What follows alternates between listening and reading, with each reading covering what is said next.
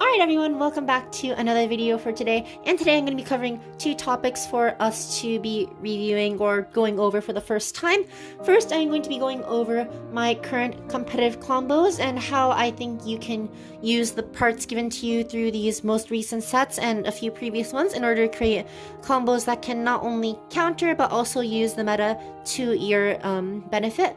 And second after that, with some in-person experience in WBO tournaments for the past 2 months, I am going to be able to kind of let you guys in on how to compete against others and how to predict what others are going to do in tournaments, and just hopefully that's going to be something that you guys will enjoy and be able to learn from. So this is just an experiment from my end as well as something new on your end. So feel free to let me know how this video goes, how it benefits you, if you think I've gone on too much for something.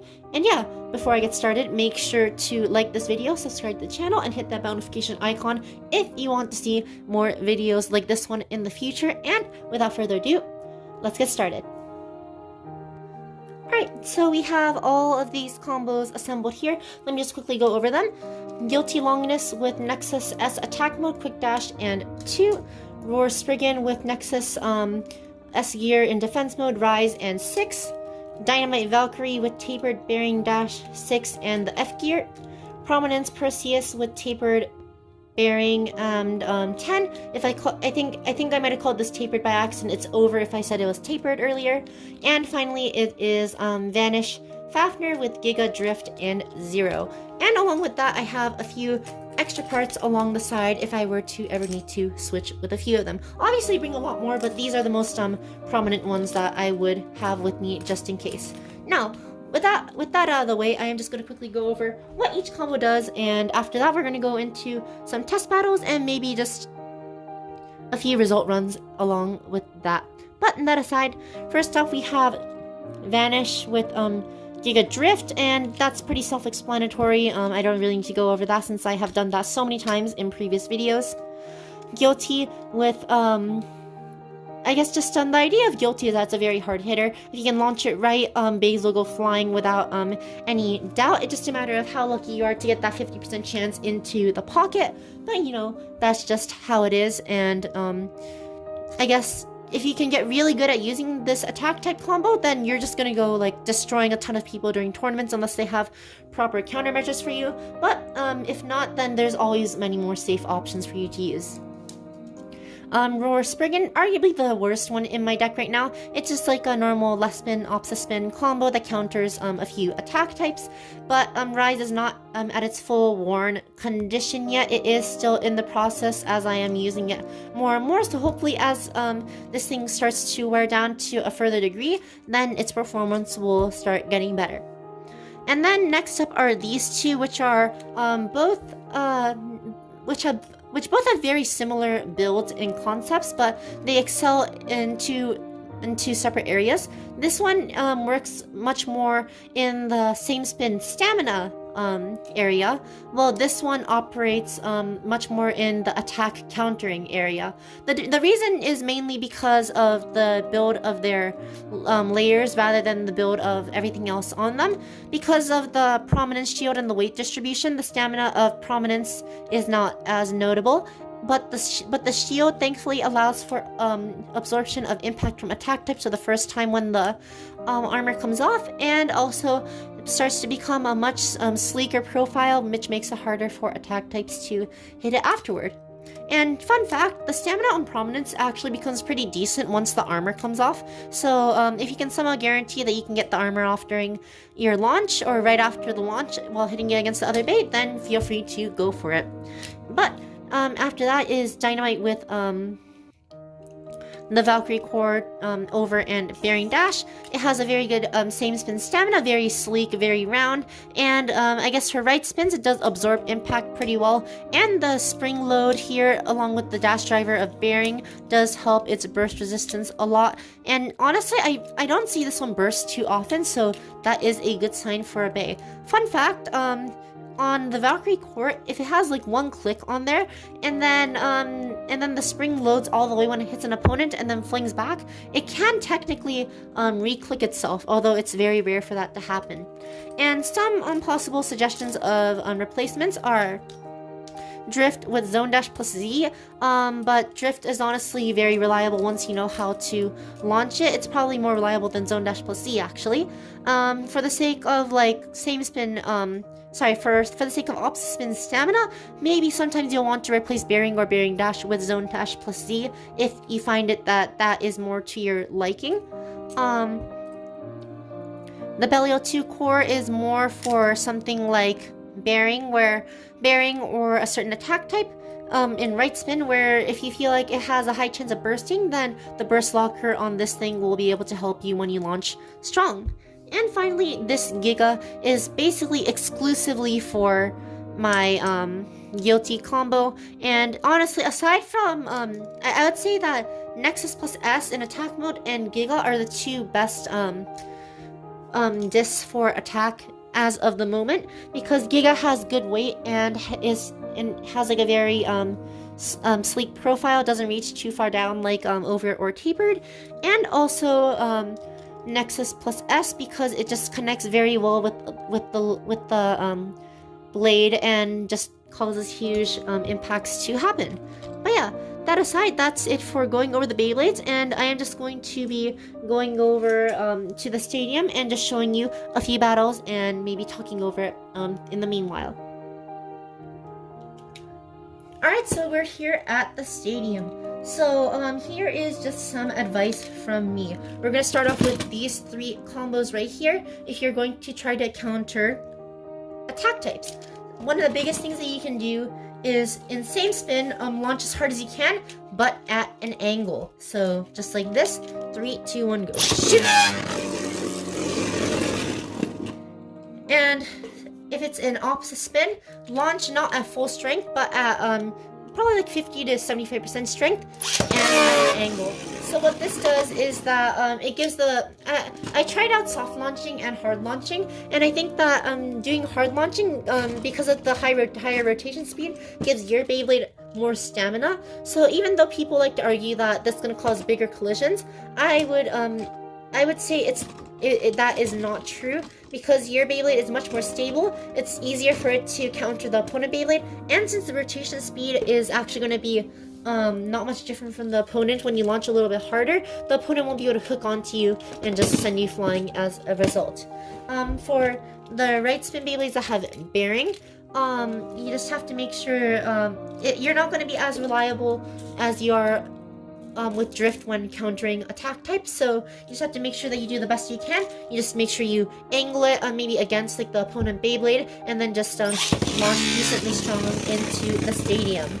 So here's just an example of using bearing. Here is Guilty, 3, 2, 1, go. Shoot!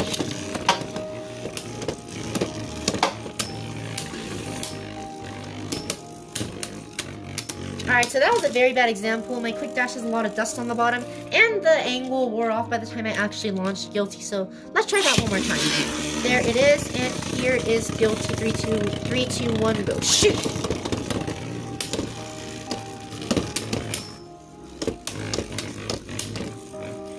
Man, very bad example again. I ended up hitting it against the ridge, so hopefully I can actually get a good example this time. And here is Guilty, go. Shoot! There we go. Alright, so that time was a good hit by Guilty, but like, essentially, like, you can ensure that you have a higher KO resistance, and also you can avoid the normal trajectory of spinning flat on the bottom of the stadium, and allows you to win a little bit easier. Something that you could possibly do is also launch extremely hard and allow your Beyblade to circle around a little bit. And what that will allow it to do is to go against the opponent Beyblade in the same, when coming from the opposite direction. So here is that. Here is guilty. And as you can see, they both got a knockout right there, so it just like helps it's kind of like a counteracting force, and gives you like a 50% chance at a win right there, but it's not really guaranteed, so that's why I do not recommend it. And there is a special thing with Prominence, which is the blade, and what that allows it to do is withstand attacks from its opponents a little bit, its first attack from an attack type opponent a little bit easier. So as you can see right here, okay, that was a really bad example. It just kind of got tapped out of the ring. Hopefully I can give you a better example this time. So that is Prominence, and here is guilty. 3, 2, 1, go shoot! As you can see, it got hit, except it's not it that came out of the stadium. Instead, it was the armor that came out from the stadium. It popped off, and as you can see, Prominence is lasting right there. It got a little bit unlucky with the scraping, but as you can see, what happens is that a blow that normally would be like a knockout instead is taken by the armor, and that goes flying instead, giving Prominence another chance in the ring to win. Here we go one more time.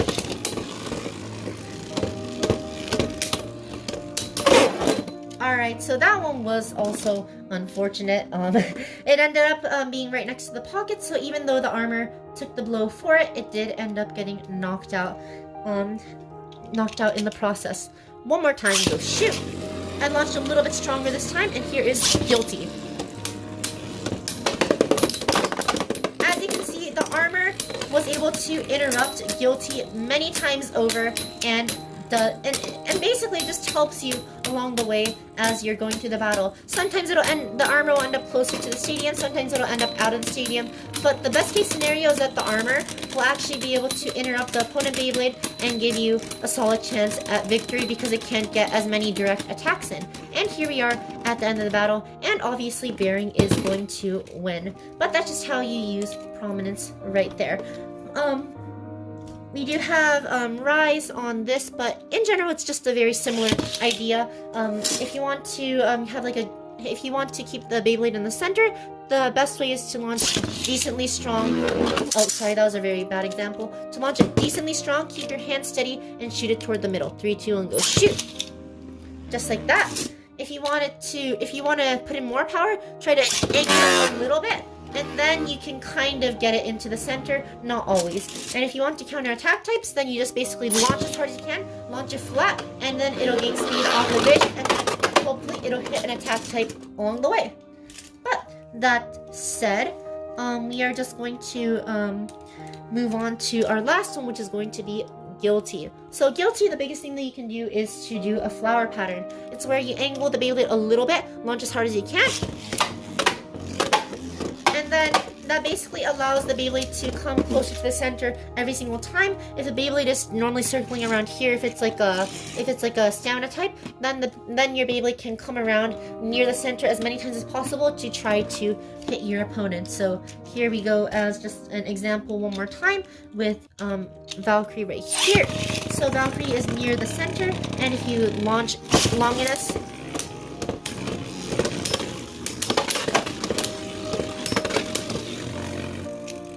just like that, it has as many chances as possible. And why is it that when I'm trying to demonstrate with Longinus, Valkyrie does better, and when I'm trying to demonstrate with Valkyrie, Longinus is doing better? Well, I mean, at least that shows you that it's not like one is clear, is easily better than the other or anything. I mean, probably Longinus, if he can use it well, will have a higher chance of winning than Valkyrie does. But just like, it's not like it has zero shot whatsoever. It does have, each of them have their own fighting chance. And I guess we can just put an example with something like Fafnir right here. At an angle, and here is Longinus. Drift countering very strongly right there.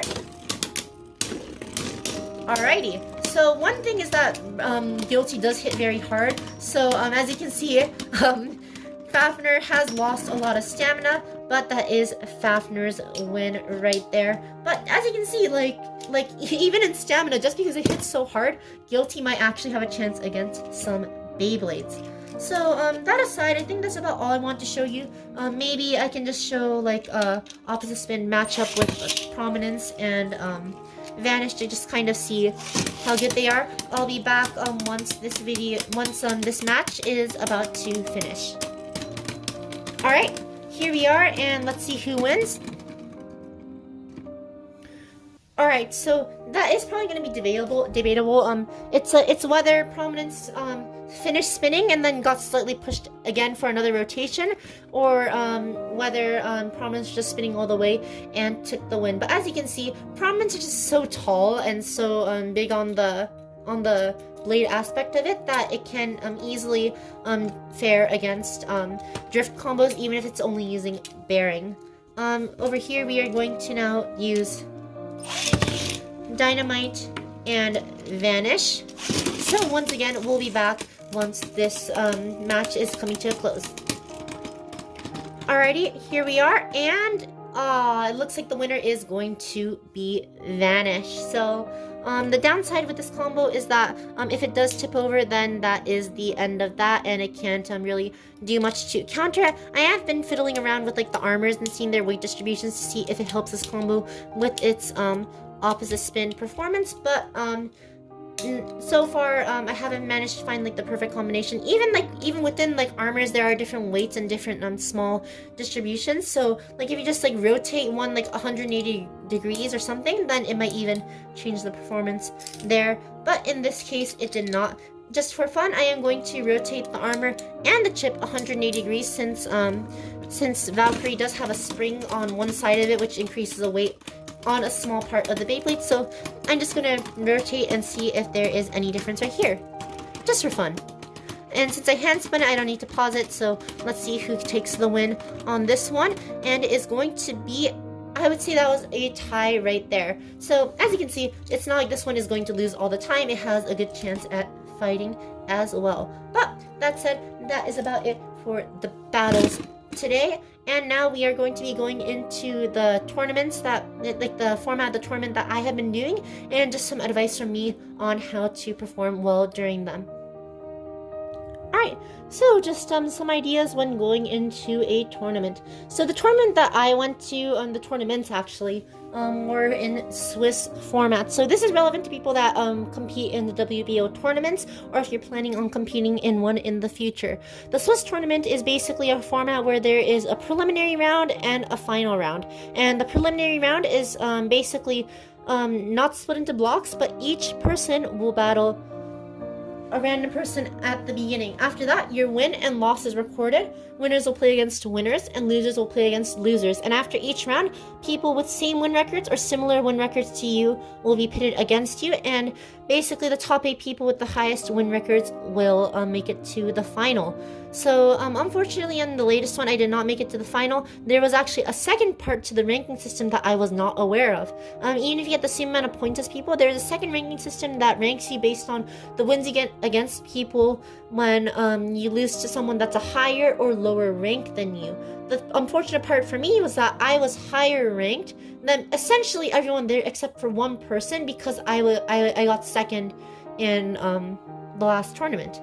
And so what happens is that because of that, I don't receive as much credit essentially for beating someone that is lower ranked, and then that causes you to be lower ranked against people that may have gotten the same win-loss rate as you. So that's just something to keep in mind as you are doing it. If you're doing the Swiss round and you have like roughly 20 people in there, as long as you can get 4 wins, you're basically guaranteed to make it to the final.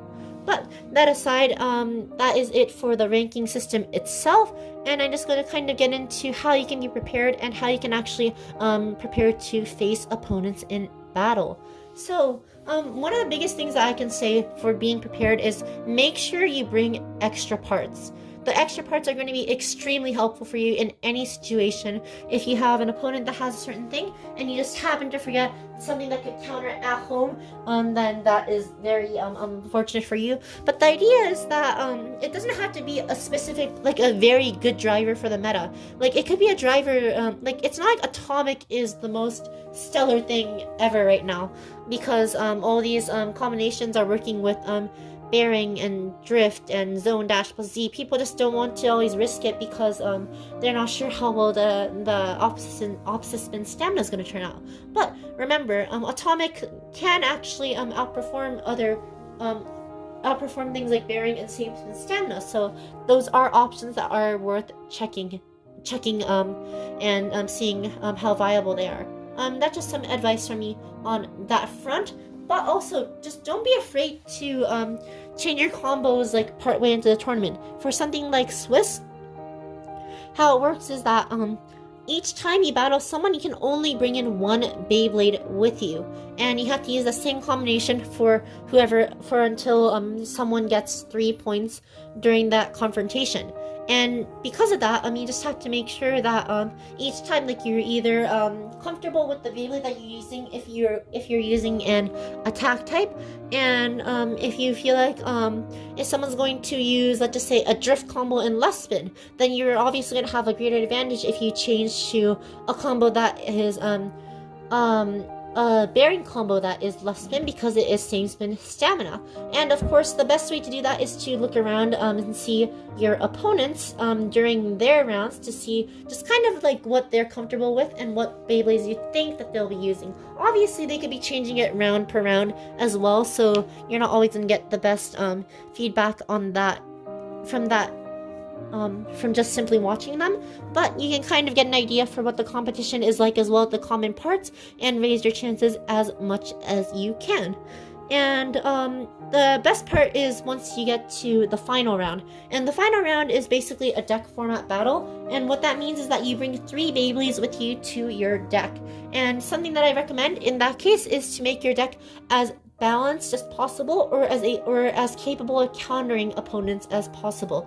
So some things like this are probably not going to go on there for me.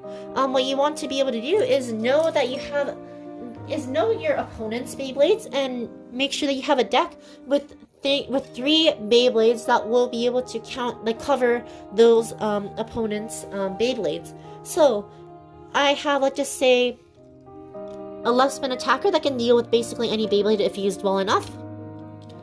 A left spin, extremely good opposite spin Beyblade, and can perform decently well in same spin as long as it's launched correctly. I have a poor same spin Beyblade, but very good in opposite spin, and pretty good in attack countering. And finally, I have a very strong right spin, same spin Beyblade that has pretty good life after death, and also has decent coverage in terms of attack resistance. So based on that, you just kind of see what the opponents have. If they have a ton of attack types for some reason, then maybe you want to try to counter them as much as possible, and then maybe add an attack type of your own if you feel like they're going to be using some stamina types that require an attack type to counter them. And if you feel like it's going to be very stamina oriented, who knows, maybe you might even take some attack type blades like Savior and Rage and just put them all into a deck because you trust yourself so much in attack, and then you just try to blitz everyone that comes your way. Or you might want to play the safe route and just try to go outspin, outspin, outspin with every single person that you go against. And I mean, it's boring, but it is a way to win, and I will encourage ways to win. And essentially what you want to do is just kind of fiddle with your options and just really see what combination will let you win, what combination will give you the highest chance to win. And then after that's basically just how reliable are you, how consistently can you launch in a tournament setting. And after that, just good luck and just see how you do.